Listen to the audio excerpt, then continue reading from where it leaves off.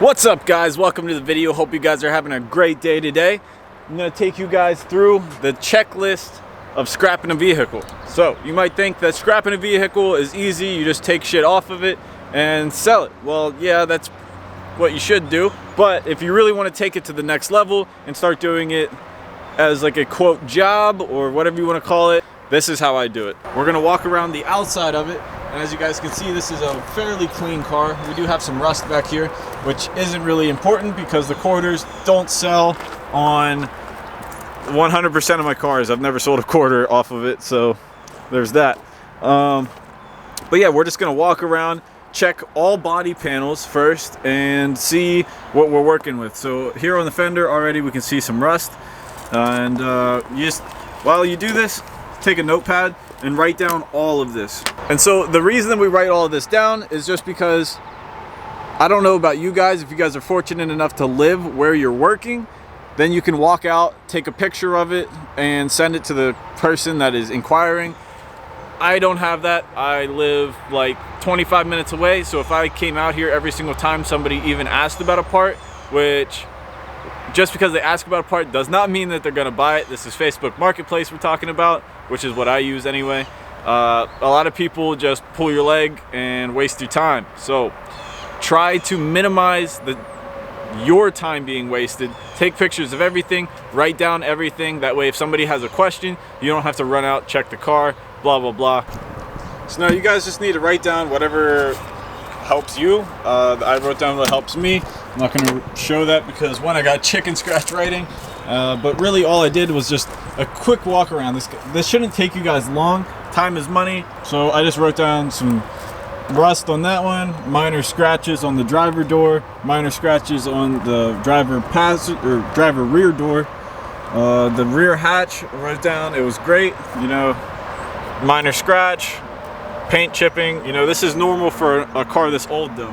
Rear bumper, heavy scratches. Obviously you guys can see that. Again, quarter, we're just gonna skip over that. This door, great, except for this little ding. This door, minor scratches. This fender, great, minor scratches. Front bumper, I wrote it has a little hole in it and scratches pretty much all over the hood. We got the paint chipping, which is known on all of these old Subarus. And we got a little ding here. We got some pretty good paint chipping here. You know, you can run around and check the tires and get some readings on those. I just say, you know, like half life, 50% life. You look at enough of them, you kind of know where they are. So the rear taillights are stock. I just know Subaru taillights, so I know that they are, but I also know Subaru headlights, and these are not. So if you look at these, they say Depot on them, and if you guys know anything about aftermarket headlights, Depot is one of those brands. So something like that, whenever somebody hits you up and they're like, how much for the headlights? And you say $100, thinking that they're stock, they show up and they say Depot, and they're like, well dude, I only want to give you $20 for these. Take inventory. This is what I'm talking about. You don't want to waste people's time because then they're never going to come back, and it'll just be better for you in the end because people know what they're getting when they show up to buy the part. So now that the outside is done, we're gonna hop right onto the inside. So we're gonna start it up. Sometimes you can start up your PARTOUT vehicle, sometimes you can't. Obviously if it starts up, cha-ching, because motors, especially in Subarus right now, they're kind of hard to find. They are worth a good bit. So once you're inside the car, electronics are really great on eBay. I don't really sell many electronics local. Not really a big problem because if you were to sell electronics local anyway, it'd probably just be not really worth your time to come out and meet somebody for a $20 switch. So I really like eBay for these. But all you're gonna do is just hop in, make sure all the windows work, make sure the windows work on every door. So in our case, it does. And then obviously the driver's side panel is the one that sells for the most because you have more switches. Just kind of how it works. But we're gonna test the mirrors here. Both powered mirrors, they work.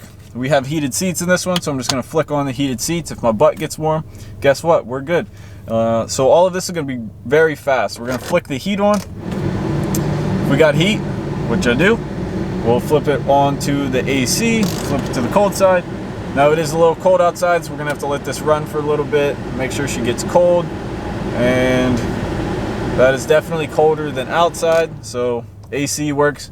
While also testing your switches, for example the AC, which we just did, we know that the compressor is working, so we can also sell the compressor. Not too many people do that. Like I don't sell many motor accessories. A lot of people just kind of buy that new or remanufactured because they want to only do it once. They're usually going to be paying a garage, so you know, most of the time they get scrapped out, which they pay a little bit more than scrap steel and stuff, so it is worth it to take it off before we take it to the scrapyard. But we'll get into that later. So yeah, basically I'm just gonna press every button that's in here. The odometer stuff, make sure that changes. The clock, we change. The radio, see what jams we got. TV static.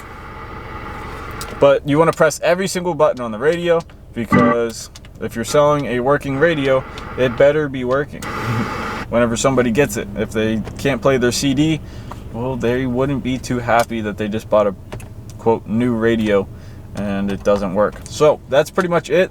Like I said, guys, this shouldn't take you long. This is just a preliminary check, just to make sure that what you're selling is going to be working, and it will reduce customer service time and boost profits, because you won't have to pay them to return it or just cut your losses and eat the shipping. English is hard. Eat the shipping and then just refund them. You know, I've done all of it. I figured out this is the best way. So before we pop this hood here, I got this paper from them saying what all was done. You guys got to realize that there's people out there, they're trying to make money off of you. Obviously, when they're selling something, it's kind of the whole point in selling something. But you guys need to fact check and really check out to make sure that they aren't lying to you, because that'll really bite you in the ass. We got a brand new battery in here. I got a receipt that it's only a year old. It's cool that the guy I got this from was really cool, had all the paperwork and stuff that proves it, but you guys need to do your fact checking if somebody's just telling you, like, hey, yeah, all this was done. Most of the times, it's not. They just want to get rid of it. I did take this on a test drive. I'm not going to right now because the rear tire is pretty flat. If you guys do have a running and driving scrap car, you know, just throw it in reverse, throw it in drive. If you guys have the means, most of the time if you're scrapping a car, you're not going to have insurance, registration, all that, so you don't want to take it on the road. But if you have a place that you can at least like hit 20, 30, listen for noises, a lot of headaches disappear whenever you sell parts that you know what you're selling. And that's kind of the whole point of this video, I guess. Thank you guys for watching.